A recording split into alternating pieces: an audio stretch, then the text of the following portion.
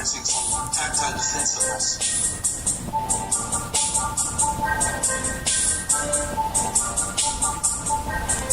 Hello and good morning, good afternoon, wherever you're at and whatever time it is. This is Scott McNamara and this is What's New in Adaptive Physical Education. In this episode, this is the second of 2 episodes on teaching children with autism. We had Dr. Sean Healy from the University of Delaware, Dr. Melissa Bittner, who's almost at California State University, Long Beach, and we have Dr. Martin Block from the University of Virginia here.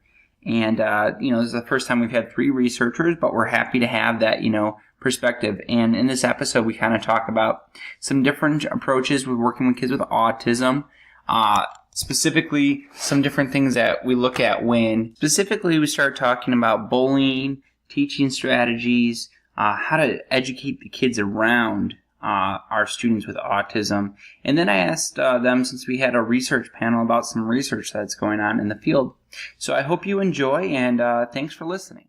It's all about having a toolbox of strategies that you can draw from for every child, because regardless of whether we're talking about children with autism or not, we're always aware about the uniqueness of the child. And that's particularly true for children with autism. So it's about having that toolbox of strategies, whether it's visual support, whether it's choice boards, for example, whether it's using timers. Many strategies are going to work, but they all won't work for every child. So it's about not being afraid to experiment with different strategies. It's about talking to special ed teachers, talking to parents, talking to the individual, the child themselves, to work out what strategies work best for them. And one thing that we didn't mention was that many of our children with autism have fixated interests. And when it's appropriate, it can be very effective to bring this interest into your physical education classroom. And I say when it's appropriate, for example, when it's an age-appropriate fixated interest. Sometimes we want to maybe broaden their fixated interest, but often it can be a very effective strategy. And I would say especially for the younger kids that I would have worked with autism, that can be a wonderful starting point. And of course that would be coupled with using all those evidence-based strategies that Melissa and Martin spoke about. Absolutely. And just to hit on, sometimes they do have age-inappropriate behaviors, and we do try to avoid those at times as well, though? If they have age-inappropriate fixated interests? Yes. Yes, so that is a controversial one. Usually aim, when it's not age-appropriate fixated interest, I wouldn't be afraid of bringing it into the classroom, but I would try and fade it as quickly as I could. That would be my approach. Okay. And I would try and broaden it as much as I can. And I'm doing that to support the child. Of course I want to support their learning and use whatever motivational strategies I need to do that. But also I'm very aware, especially in the PE environment, we put a lot of emphasis on social interaction. And I want to help that child to interact with the other children as much as possible. Very good. Yeah, I've had some students that had had a kid that was fixated on hair on the ground, and he would get on the ground and look at the hair and get really fixated on that. Obviously, he wasn't, he's getting older, 3rd, 4th grade. The kids didn't want to be around that anymore. So at first, I tried to kind of use it as a behavioral thing, but I kind of, after a while, I said, I can't do this anymore, and I had to stop it because it was not acceptable by the peers. So I think it does get a little fuzzy. With that, I had a question on here. Why don't we transition now to bullying? And I've had Dr. LeVay on here who talked about bullying before. But I think kids with autism are, exceptionally prone to it. And so how do we then teach other kids about autism and avoid some of that bullying issues that are going on? Well, first I would just say that you're definitely right that children with autism are definitely more susceptible to bullying. And some research I did a few years ago involved interviewing children with autism about their experiences in general PE. And it was really quite awful what came out from some of these kids talking about instances where they were bullied in physical education. And again, there's a number of reasons why they are more susceptible to bullying. One might be, for example, that it's a largely invisible disability, which makes it harder for the other children to understand why some of these unique behaviours are being expressed. And then again, when you think about the characteristics of autism, the social, the sensory, that desire for routine, they really conflict with PE. So the PE environment is an environment which specifically may expose the child's autism characteristics. So I think it is something that PE teachers have to be aware of. I think there's a number of things we can do to help alleviate the bullying. The first thing is we must prepare the classroom. We must have high expectations about behaviour, make the behavioural expectations very clear. When it's appropriate, we should educate our kids about diversity and about how individuals are unique.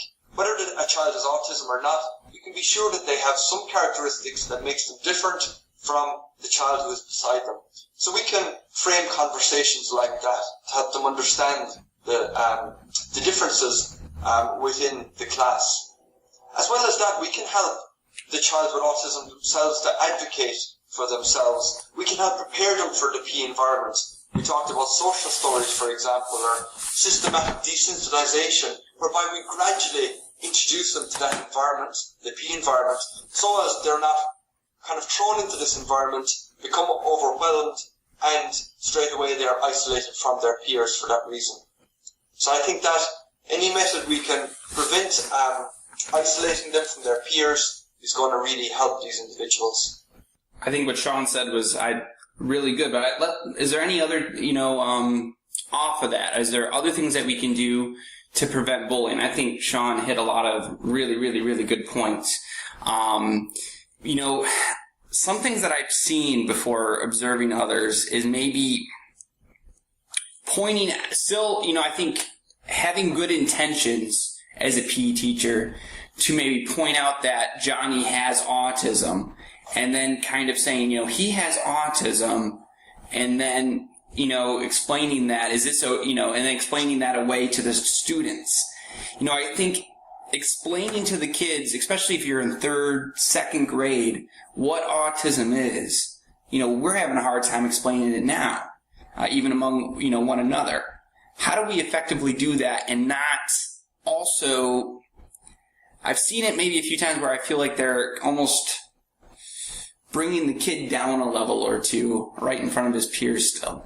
Feel bad for him, pity him.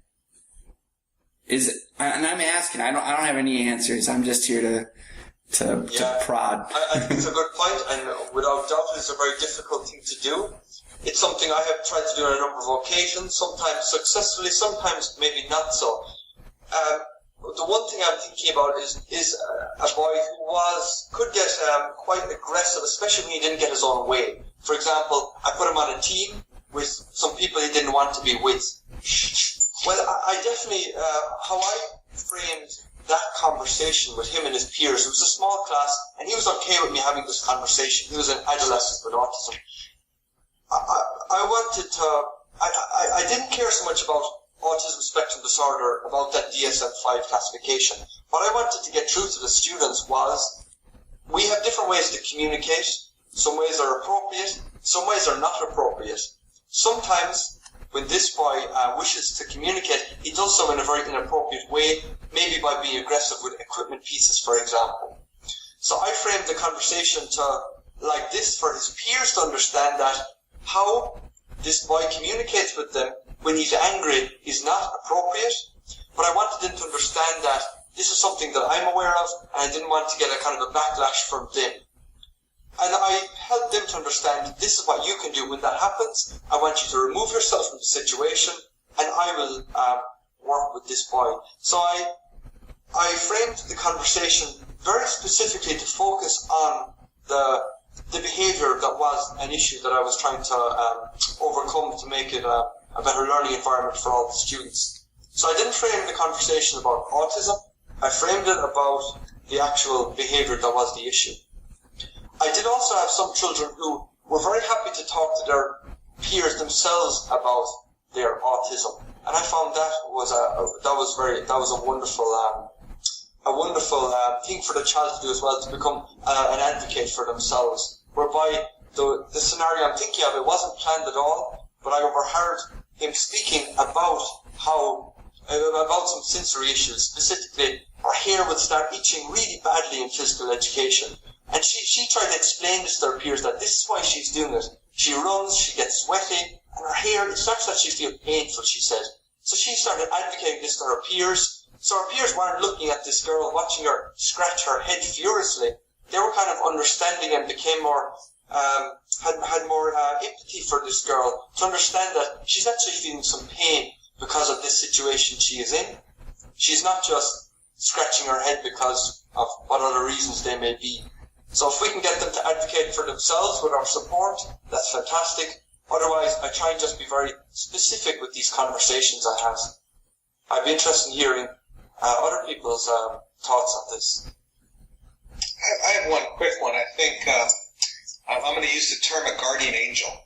You find 2 or 3 children who are well respected by their peers. You pull them aside and you talk to them about this child with autism. You don't have to go into, like Sean said, I don't need to know the DSM-5 definition. I just say this child has some challenges and he really needs some friends and some guardian angels to help. And I think that they can kind of protect the child a little bit, befriend the child a little bit. So I think that could potentially be a good solution. I've seen that done before. I think that could be very helpful. All right. I think it's an interesting conversation. I think all the things we just talked about on that bullying topic, I want to stress that I think that these things are very complicated. We can give strategies like we've talked about with evidence-based practices and bullying, but when you're in there, those things they're complicated. They can be very complicated. So with that, I'm going to kind of go now to maybe talking about some more drier stuff. I don't know if it's dry or not, but talking about assessment.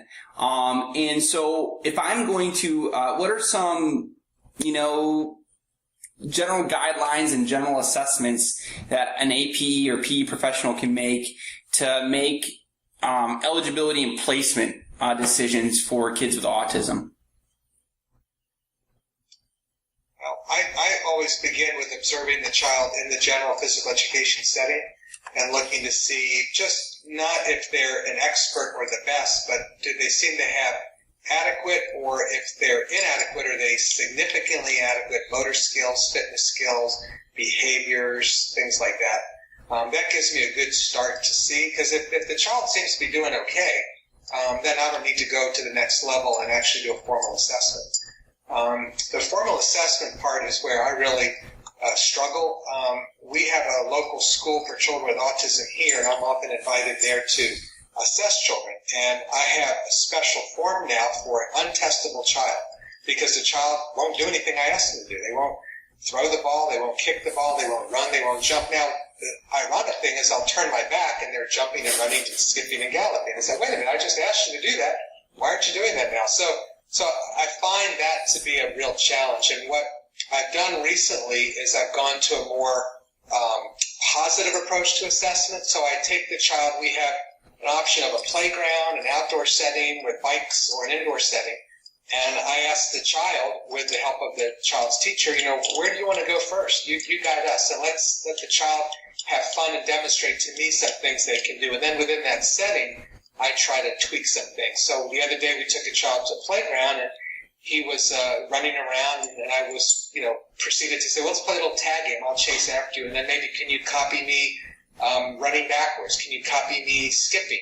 And because it was a positive setting where he was comfortable, where he chose, he was more likely, and he was giving me things that I was really pleased to see. And then when he reached that comfort level, we could take him into the gym to try some more formal things, which again, he didn't do great on, but at least I felt like I had started positively and got a little better glimpse of what his skills were.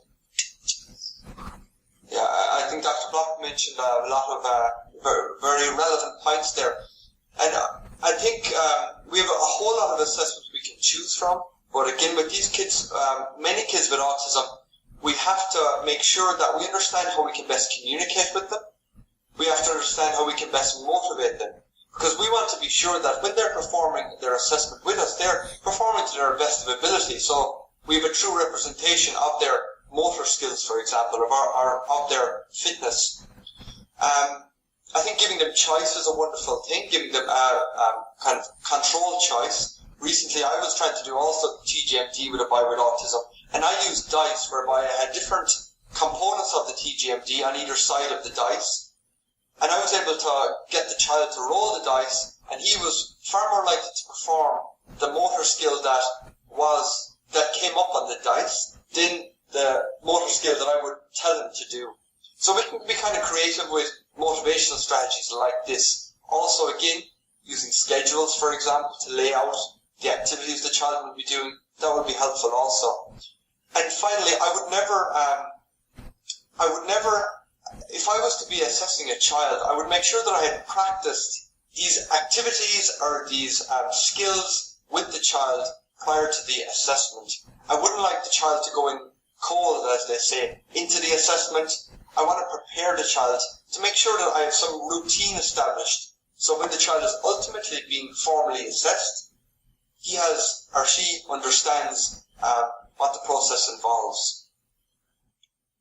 And don't forget to try to present the test in the manner that might be best suited for them. For example, picture task cards have been validated for the TGMD3 by Breslin and Rudisill. So if you've got a visual student with autism, encourage to use that because verbal communication may not be their best method of communication. Very nice. That's a great point. And so we can bring in those strategies for instruction or communication, and also we can think about the environment. Think about, like Dr. Block says, an environment they're comfortable in, but also maybe a quieter environment, maybe free of distractions, for example. We give them ample time for rest breaks, for example. Maybe we use reward systems. These type of strategies will also help you to have a successful assessment with your child. Yeah, great points. And one more thing, just to kind of share the complexity and the challenges of this. So I'm demonstrating skipping to a child and asking them to skip. First, the child has to pay attention to my legs, because that seems to be the critical aspect of skipping. What if the child's looking at my nose or my ears or my clipboard or something behind me? So I'm not even sure what the child is attending to. So that's the first challenge. Now, let's say I can get the child to attend to what I'm looking for. Can the child translate that to his body to say, okay, I see what the legs are doing.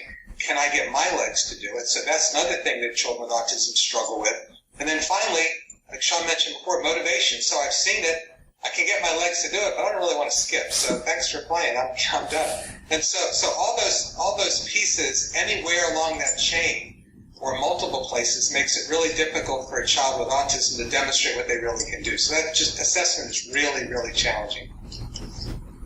In addition to, the point needs to be made that it's important to use some type of standardized test in case you are brought to a court of law. So all of that on top of everything else that we just discussed. So we're getting to the end of our podcast, and I want to say thank you once again. And I really want to apologize, Dr. Block. I don't know how that email thing happened, but thank you so much for being on. I don't normally have three three researchers on at once. I usually have some more practitioners and maybe a related field sometimes. But with that, I have three APE researchers, and a lot of your research is in autism. Where, to the viewers and such, either talk about, maybe some of the current research you're doing, or where do you think the future in autism and PE research is going? And we'll kind of end on that. I'm happy to discuss a research project I'm ongoing at the moment because I'm quite excited about it. So I'm working now with a parent-mediated intervention because we can do a lot of physical education.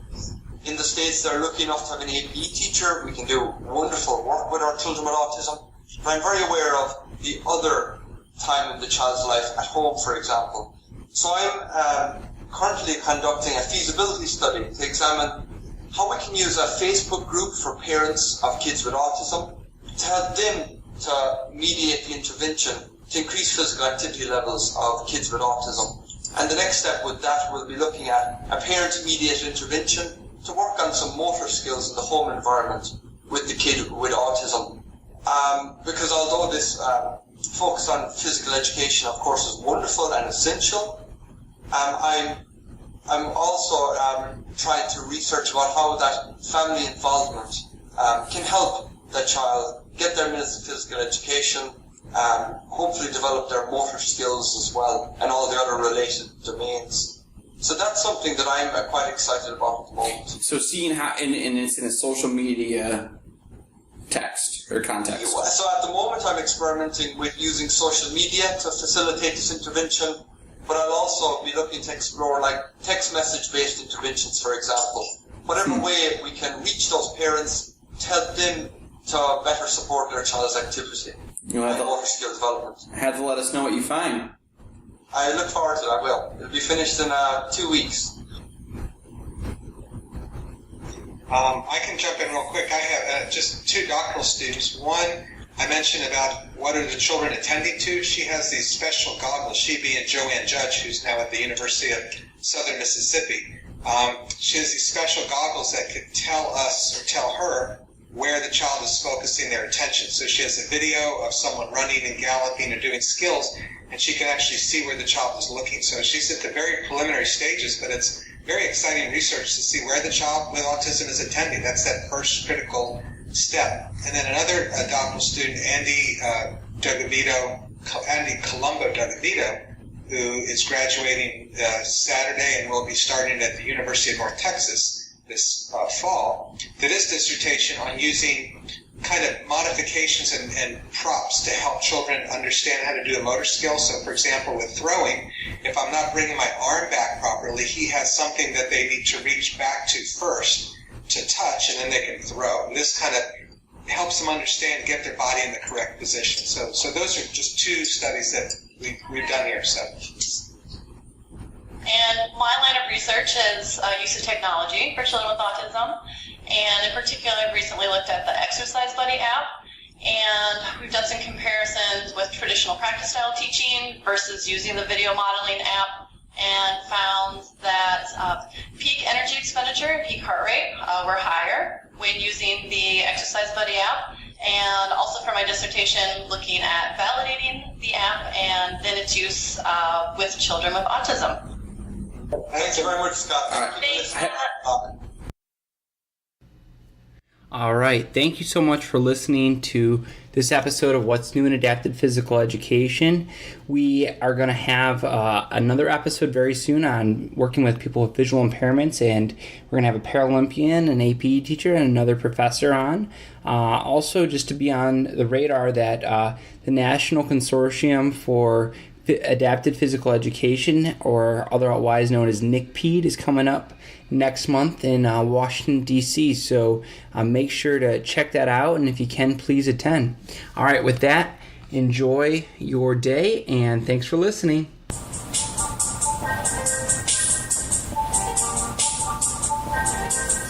children might be experiencing some tactile defensiveness.